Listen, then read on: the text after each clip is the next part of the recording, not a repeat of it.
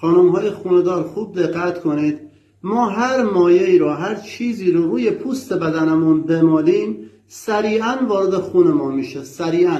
مگه نشینی میگن مرگ موش رو داری میریزی تو اون زر، حتما یه دستکش پلاستیکی بکنید. چرا؟ چون اون سیانور داره. سیانور سریع از روز پوست وارد خون ما میشه. این مایه های ظرفشویی و صابون ها و شامپوهایی که امروزه تو بازار اومده همشون سود و سودآور داره.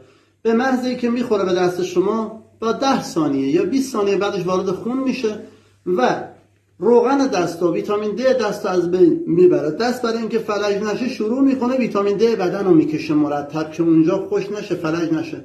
به خاطر همین که خانم های خونه‌دار همیشه دستشون جون نداره حتی دست بچه رو فشار بدن.